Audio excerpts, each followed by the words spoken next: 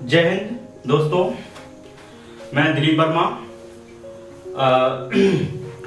अभी रिसेंटली मैंने कुछ अपने YouTube पर कुछ लेक्चर जो बनाए थे, जो पाकिस्तान सीरीज के अंतर्गत है। पाकिस्तान कोटा सिस्टम को, पूरे पाकिस्तान पॉलिटिकल कोटा सिस्टम, या वहाँ पे जो CSS या एडमिनिस्ट्रेटिव सर्विसेज में, जो सिविल सर्विसेज में जो कोटा होता है, एजुकेशन इंस्टीट्यूशन में जो कोटा होता है, उसको विस्तार से समझा, पढ़ा। और काफी टाइम लगता है क्योंकि वेल रिसर्च करना होता है, क्योंकि ओपनली जब मंच पे हम बोलते हैं तो टाइम लगता है। अब मैं अपने सोशियोलॉजी सीरीज के अंदर में, ये सोशियोलॉजी सीरीज के अंतर्गत में एक ऐसे थिंकर्स के या एक सोशियोलॉजी जो है एक फिलोसफर के बारे में बात करूंगा, जिसे हम the father of the sociology के नाम से जानते हैं। उनका नाम है अगस्त कॉम्टे। अगस्त कॉम्टे को the father of the sociology के नाम से जानते हैं। The father of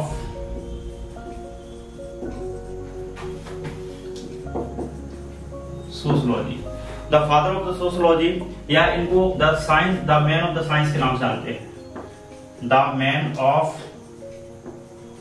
science. मेरा उद्देश्य, आप जानते हैं कि मैं कोई सिलेबस वाइज एजुकेशन नहीं, जो है एक एजुकेशन जो है ऐसी लेक्चर प्रोवाइड नहीं कराता हूं जो आपके सिलेबस में है या फिर आपके कॉम्पिटेटिव एग्जाम से, बल्कि मेरा उद्देश्य आपके अंदर जो विजडम है उसको डेवलप करना है। क्योंकि हम लोग जितने लोग हैं, प्रोफेसर लोग हैं, सोशियोलॉजी के लेक्चर्स पढ़ाते हैं, लेकिन ये अपने वो जो फिलोसफर के या फिलोसफी है उससे वो अपने जीवन में या लोगों के जीवन में कितना तब्दीली ला रहे हैं, वो इम्पोर्टेंट है। कॉम्पिटेटिव एग्जाम की दृष्टि से पढ़ना अलग है, लेकिन उसको व्यवहारिक रूप में धारण करना, व्यवहारिक रूप में अपनाना, एडॉप्ट करना, ये जटिल चीज है। तो इसी मेरा उद्देश्य है कि मैं इसके व्यवहारिक पक्ष को जाना, महसूस करूं, ये समझाने का प्रयास करूं। तो अगस्त कॉम्टे को मैं सोशियोलॉजी के अंतर्गत मैं क्यों पढ़ा रहा, क्योंकि इनकी तो अगस्त कॉम्टे की जो फिलॉसफी है वो वर्तमान समय में क्यों प्रासंगिक है, वर्तमान समय में क्यों प्रासंगिक है। तो क्यों प्रासंगिक है, क्यों रेलेवेंस है, why is the relevance of जो अगस्त कॉम्टे है, अगस्त कॉम्टे की जो फिलॉसफी है वो क्यों रेलेवेंस है। इस थिंकर को the father of the sociology, the man of the जो है science, the man of the science के नाम से जानते हैं। क्यों जानते हैं? क्योंकि इनकी जो थ्योरी है बहुत ही पॉपुलर है और बहुत वर्तमान समय में बहुत ही रेलेवेंस है।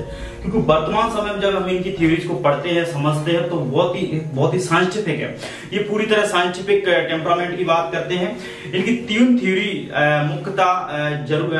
मुख्यतः तीन थ्योरी, बहुत सारी थ्योरीज दी गई थी, लेकिन जो तीन थ्योरीज हैं, वो तीन प्रिंसिपल्स हैं, वो बहुत इंपॉर्टेंट है। उसी पर मैं डिस्कस करने का प्रयास करूंगा।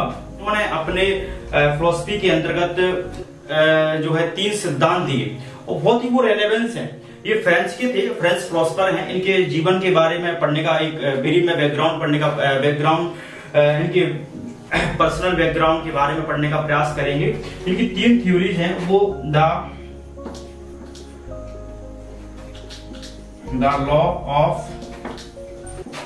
थ्री स्टेज, द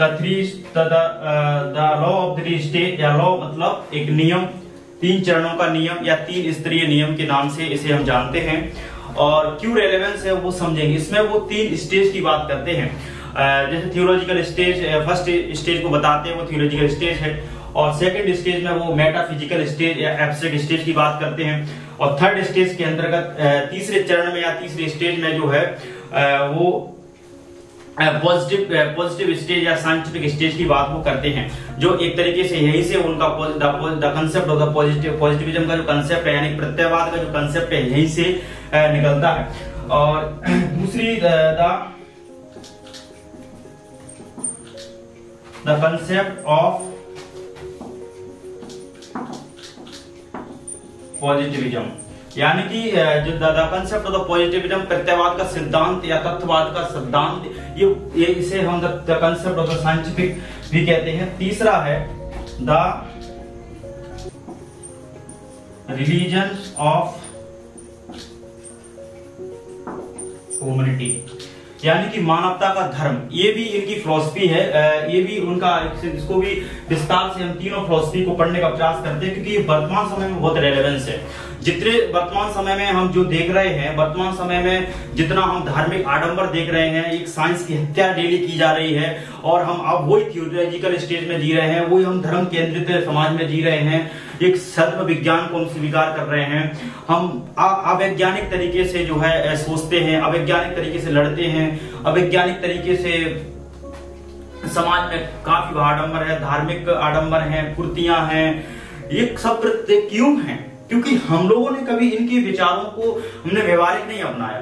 भाई ये महान थिंकर है, इनसे अम्बेडकर काफी सारे प्रभावित थे, इनके इमाम डरखाम इनसे बहुत प्रभावित हैं, और अगस्त कॉम्टे को द संस्थापक of the founder of the sociology के नाम से भी हम जानते हैं इनको, क्योंकि ये इनका सोशियोलॉजी के डेवलपमेंट में बहुत बड़ा योगदान है, और बहुत बड़ा योगदान है।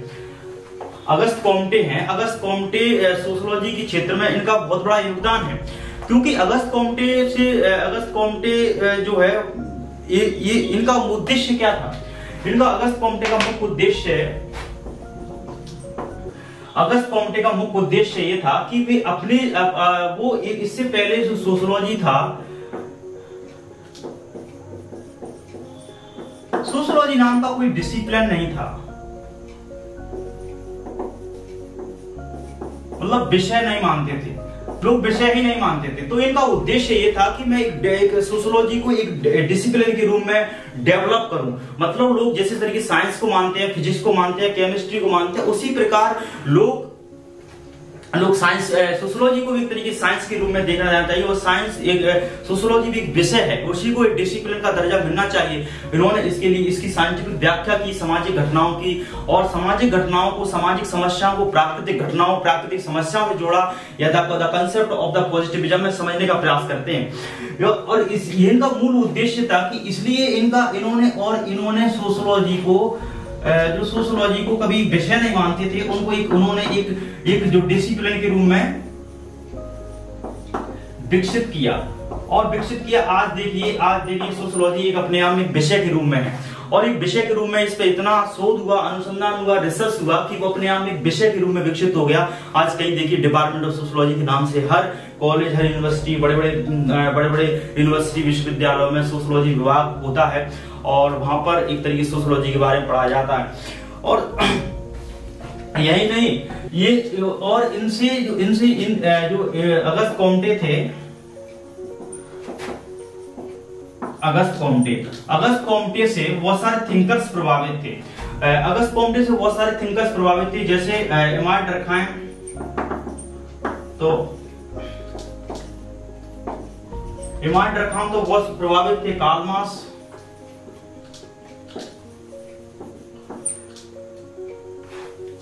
मार्क्स है, और कार्ल मार्क्स है, हर्बर्ट स्पेंसर हैं। इन्होंने तो एक विकासवादी सिद्धांत दिया, द ऑरिजिन ऑफ द, और चार्ल्स डार्विन।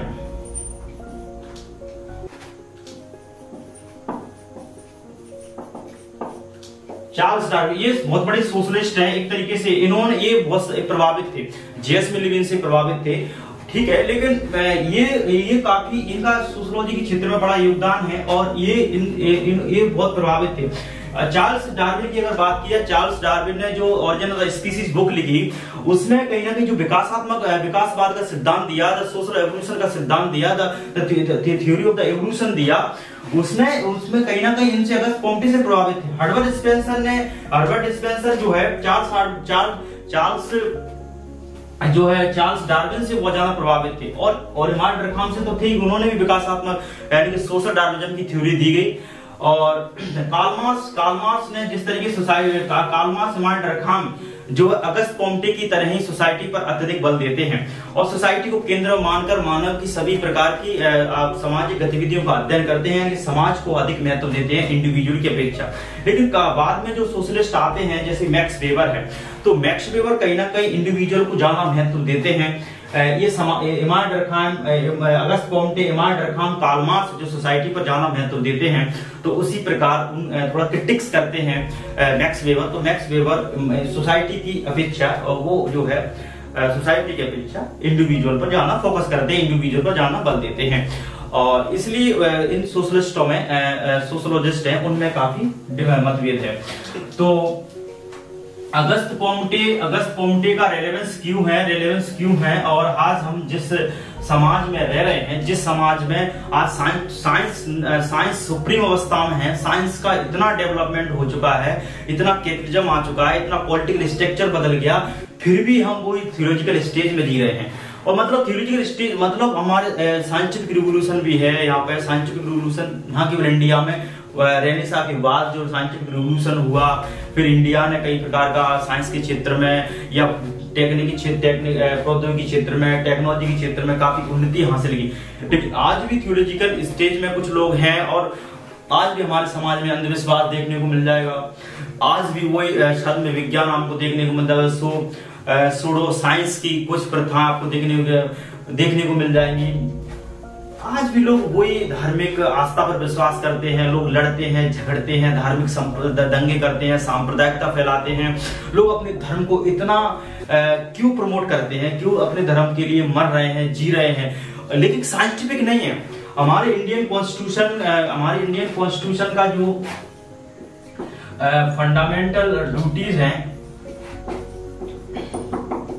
भाग 4A में आर्टिकल 51A में इंडियन कॉन्स्टिट्यूशन के भाग 4A में आर्टिकल 51A में खुद स्पष्ट रूप से मौलिक कर्तव्य के अंतर्गत यह लिखा है कि प्रत्येक व्यक्ति का ये मौलिक कर्तव्य है, प्रत्येक व्यक्ति का कर्तव्य है कि वो वैज्ञानिक दृष्टिकोण का विकास करे, वैज्ञानिक scientific temperament, develop the scientific temperament करना है। इंडिविजुअल ये जो है इंडिविजुअल या जो भारत के नागरिक है उनकी जो है लोगों की जो है एक मूल कर्तव्य है और साइंटिफिक डेवलपमेंट के साथ साथ विज्ञान पर आधारित ज्ञान अर्जन का काम करें, मतलब ऐसे ज्ञान को हासिल करने का प्रयास करें जो साइंटिफिक है। तो इस तरीके से आज भी हम वही थियोलॉजी के जो है थियोक्रेसी में जी रह रहे हैं। इसके अगस्त पोम्टे के अंतर्गत जो है अगर समझे तो वो हम थियोलॉजिकल स्टेज की बात करता है, यानी धार्मिक अवस्था की बात करता है। नुपुर शर्मा के बारे में अगर मैं समझाऊं, नुपुर शर्मा के बारे में लोग इतने रेडिकलाइज क्यों हो गए? दिन हमारा यूथ रेडिकलाइज हो रहा है, हम लोग रेडिकलाइज हो रहे हैं। भाई हम धर्म के लिए क्यों मर रहे हैं? अम्बेडकर साहब अगस्त पोम्टे से बहुत प्रभावित थे, तो अम्बेडकर साहब ने जब इनका जो कंसेप्ट ऑफ द पॉजिटिविज्म था और द रिलीजियस और ह्यूमैनिटी था, इनसे बहुत प्रभावित थे और इसी पर उन्होंने अम्बेडकर साहब ने कहा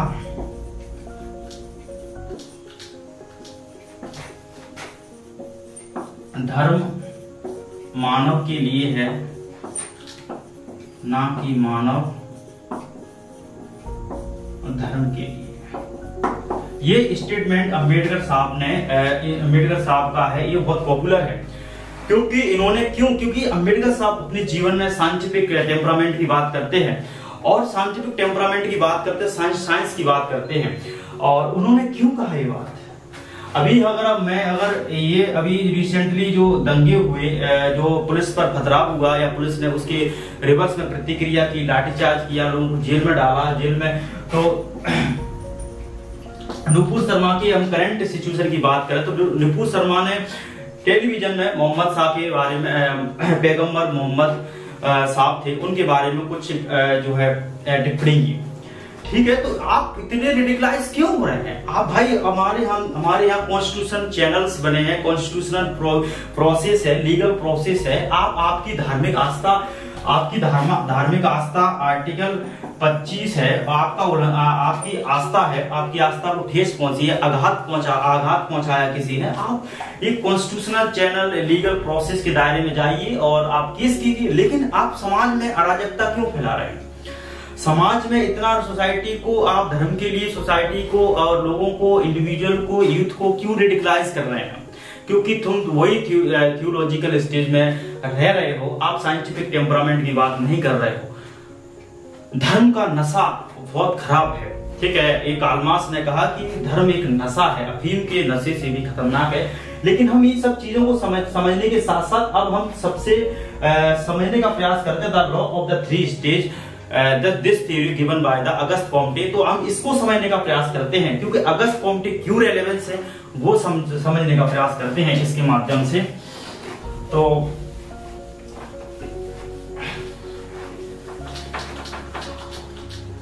अगस्त कॉम्टे की थ्योरी से पहले इनके बैकग्राउंड के बारे में जो है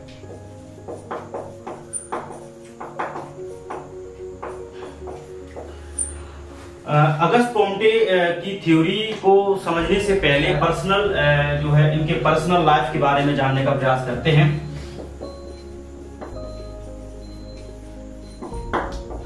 पर्सनल लाइफ, इनके बॉर्न की बात की जाए तो ये फ्रांस प्रॉस्पर थे। इनका जन्म 1798 में हुआ, 1798 में हुआ, 1798 में इनका जन्म हुआ। ये फ्रेंच प्रॉस्पर थे, ठीक है। और ये खुद जो है एक रिलीजियस फैमिली में इनका जन्म हुआ। भाई इन्होंने एक प्रोटेस्टेड जो वहां के समुदाय प्रोटेस्टेड धर्म था जो था मार्टिन किंग लूथर के द्वारा जब रेनेसां के समय एक मार्टिन जो है प्रोटेस्टेड एक धर्म जो है मूवमेंट को चलाया, यानी कि जो कैथोलिक जो धर्म था, ये कैथोलिक धर्म में इनका जन्म हुआ था। तो इन्होंने अपने धर्म को छोड़ दिया और एक प्रोटेस्टेंट धर्म के जो पादरी थे उनके संपर्क में आकर इन्होंने जो है एक सेकुलर लाइफ जीने का प्रयास किया। मतलब इन्होंने कहा कि मैं एक सेकुलर लाइफ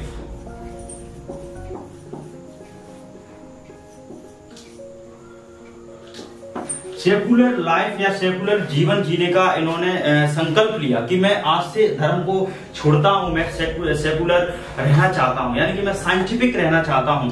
भाई सब धर्म के प्रति मेरा कैसा रवैया, मैं इतने धर्म में क्यों बिलीव करूं? भाई आज हमारे देश, हमारा इंडियन कॉन्स्टिट्यूशन कहता है कि India is the secular, India is the secular country, लेकिन हम लोग सेकुलर हैं कि नहीं? ये बात इंडियन कॉन्स्टिट्यूशन की जो प्रियम्बल है उसमें लिखा है कि India is a secular country, लेकिन हम सेकुलर हैं क्या? भाई अगर हम सेकुलर होते तो धर्म के लिए नहीं लड़ते। आज हम धर्म के लिए क्यों लड़ रहे हैं? क्यों हमारे यूथ हम लोगों का रेडिकलाइज हो रहा है? क्यों हम जो है पॉलिटिकल जब चुनाव आते हैं, पॉलिटिकल इलेक्टोरल प्रोसेस, पॉलिटिकल जो कल्चर के अंतर्गत हम क्यों जो धर्म में बटे हुए हैं, मजहब में बटे हुए हैं, क्यों जो है हमारे समाज में धर्म का इतना महत्व दिया जाता है? इसलिए दिया जाता है क्योंकि पॉलिटिकल पार्टी हमारा क्यों फायदा उठाती हैं, क्यों जो है बहुसंख्यक आबादी जो मेजॉरिटी हिंदू है उनका पोलराइजेशन कर देते हैं तो उनको फायदा होता है। क्यों जो है माइनॉरिटी का जब फायदा उठाने के लिए उनको अपीसमेंट कर देते हैं, उनका तुष्टिकरण कर देते हैं।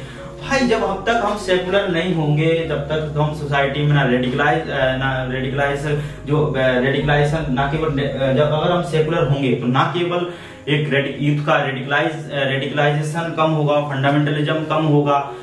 भाई इस देश में धर्म के आधार पर देखिए, बड़ी दुनिया में देखिए धर्म के आधार पर आतंकवाद जो है एक तरीके से विचारधारा जो है चल रही है। क्यों चल रही है? हम इतने फंडामेंटलिज्म को इतना सपोर्ट कर रहे हैं, इतना रिलीजियस को सपोर्ट कर रहे हैं, तो जब तक हम सेकुलर नहीं होंगे ये प्रॉब्लम है। आप रिलीजियस रहिए, लेकिन रिलीजियस का मतलब ये नहीं है कि आप किसी धर्म से नफरत कीजिए। आप हठ धर्मता या आप सांप्रदायिकता को क्यों फैला रहे हैं? आप अपने धर्म में रहिए, रिलीजियस रहिए, सेकुलर रहिए, लेकिन आप इतना नहीं।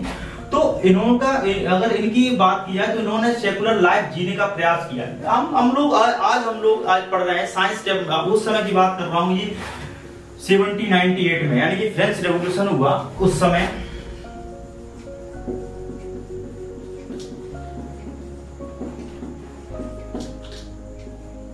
फ्रेंच रेवोल्यूशन जब हुआ उसके उनके बाद जो है 8-10 साल बाद इनका जन्म होता है। तो भाई ये देखिए कि इस समय फ्रांस में डेमोक्रेसी डेमोक्रेसी आती है। रूसो जैसे थिंकर्स जो डेमोक्रेसी को लाने का प्रयास करते हैं, स्वतंत्रता बंधुता या जो है समानता स्वतंत्रता बंधुता का नारा देते हैं, इक्वलिटी फ्रेटर्निटी और लिबर्टी की बात करते हैं, फ्रीडम की बात करते हैं। तो कहीं ना कहीं उनसे ये प्रभावित थे, क्योंकि रेनेसां का जो है ठीक है फ्रेंच रिवॉल्यूशन का दौर था। फ्रेंच रिवॉल्यूशन के बाद इनका जन्म होता है। तो फ्रांस में कई प्रकार की जो है एक एनलाइटमेंट आ चुका है। पूरे यूरोप में रेनेसां का जो है रेनेसां है, पूरे यूरोप में पुनर्जागरण का युग है, पुनर्जागरण का युग है और एनलाइटनमेंट एज है। तो एक बौद्धिक क्रांति, बौद्धिक रिवॉल्यूशन हुआ इन्हीं के समय। एक और फिर एक समुद्री खोजों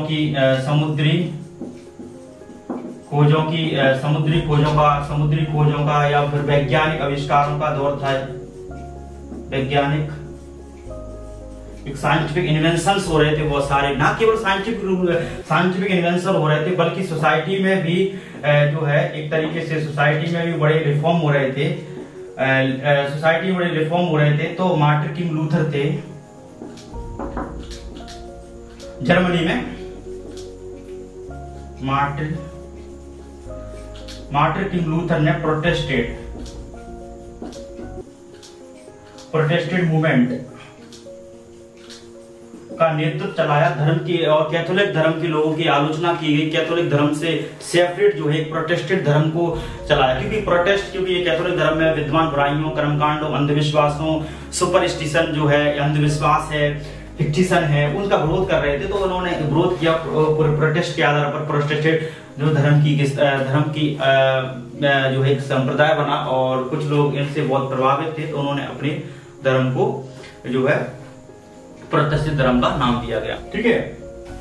लिटरेचर के क्षेत्र में भी जो है शेक्सपियर ने बहुत सारा काम किया, एक तरीके से साहित्य के क्षेत्र में भी, क्योंकि बौद्धिक क्रांति का दौर है।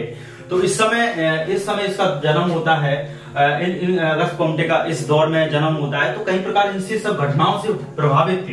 ये सब चीजें साइंटिफिक टेम्परामेंट की बात कर रही हैं और डेमोक्रेसी की बात कर रही हैं। डेमोक्रेसी के बीज इन लोगों में विचार दिखाई देते हैं।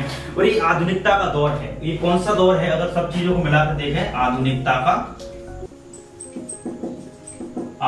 का दौर है और साइंस का दौर है और मॉडर्निटी का दौर है। ठीक है। और अगर इनकी शिक्षा की अगर बात की जाए, अगस्त कॉम्टे की अगर शिक्षा की बात की जाए, तो इनको जो है प्रारंभ में एक पॉलिटेक्निक कॉलेज में जो है दाखिला लेते हैं। पॉलिटेक्निक कॉलेज में दाखिला लेने के बाद बीमार पड़ते हैं, फिर मेडिकल कॉलेज में अपनी एजुकेशन हासिल करते हैं। ये काफी अपने जीवन से कष्ट में रहते थे और बीमार रहते थे, तब भी इन्होंने इतना काम किया गया कि आज वो व्यक्ति अगस्त कॉम्टे से अगस्त कॉम्टे क्यों बन गया, कैसे बन गया, ये समझने का हमारा मूल उद्देश्य है कि एक नॉर्मल व्यक्ति अगस्त कॉम्टे कैसे बन गया, उसके विचारों में क्यों रेलेवेंस है, हम क्यों पढ़ें। भाई एग्जाम की दृष्टि से अगर पढ़ना है तो पढ़ लीजिए आप, कोई दिक्कत नहीं, लेकिन आप उनसे कितना सीख रहे हैं, क्या हम अपने व्यवहारिक जीवन में उन चीजों को हम समझ रहे हैं, क्या अपना रहे हैं। ये व्यक्ति की प्रायोरिटी होनी चाहिए, प्राथमिकता होनी चाहिए। ठीक है, एग्जाम की दृष्टि से पढ़ना चाहिए, लेकिन भाई ये व्यक्ति क्यों रेलेवेंस है, क्यों इसको अगस्त कॉम्टे से नॉर्मल व्यक्ति अगस्त कॉम्टे जो है अगस्त कॉम्टे बन गया। तो अगस्त कॉम्टे कैसे बन गया। इनकी जो डेथ जो है, इनका जो है जन्म होता है 1798 में और जो है 1857 में इनकी डेथ होती है। और ये फ्रेंच फिलोसफर हैं और बहुत बड़ा योगदान है और इनकी पूरी फिलोसफी को समझने का प्रयास करते हैं। और इनकी फर्स्ट फिलोसफी है जैसे द लॉ ऑफ